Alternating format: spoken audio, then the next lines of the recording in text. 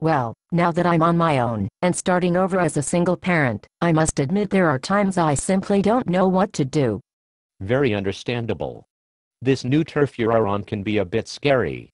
You haven't seen it for a while. What do you mean? I've never been in this place in my life before. Well, yes, and no. You've not been here as an adult with a child to care for, and you have not been here with some of that baggage you are carrying around, but you have been here in life before. How so? There was a time when the world ahead of you was filled with possibilities. You were a child then, but in some deep level you were aware of the freedom that lay before you. What were your dreams when you were younger? What did you want to be and do? Wow. I hadn't thought about it in a long time. I wanted to be a nurse, taking care of children. But then I met the man of my dreams, and in the process, found I just lost the ability to dream. It seems to me, I just gave up my dream, to help him live his dream. And what are you going to do now? Well, what can I do? I have a child. He has his dream. And I'm stuck working a job I hate, so I can put food on the table. You sound bitter. I am. It wasn't supposed to be this way, and every time I think about it I get angry. I understand that. Perhaps it is time to let go of the anger and get back to your dream. And let him get away with it. So you would prefer to let the abuse go on. You see, with the anger, he still controls you. Perhaps it is time for some new guidelines in life. Guidelines, like what? Well, when the Hebrew people left their abusive situation under Pharaoh, God gave them some new rules to help them forge a new identity.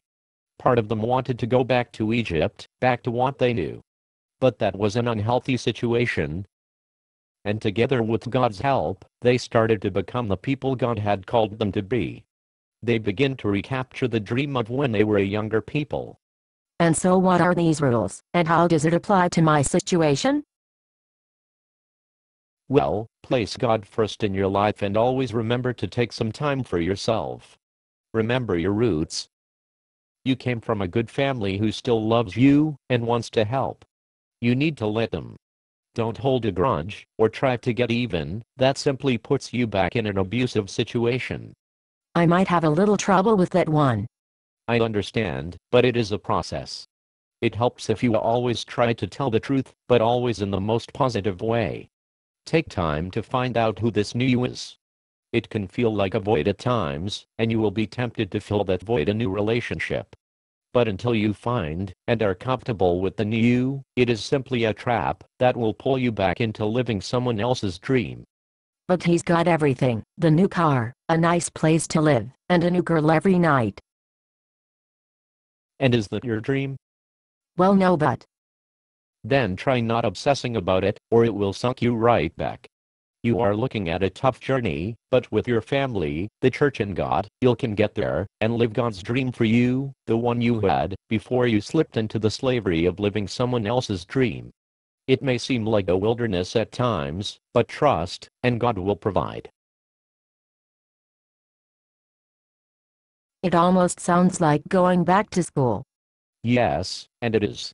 A wilderness school like the Hebrew people went to help find out who they were, and in your case, let's look into how to get you into that nursing school to follow your dream.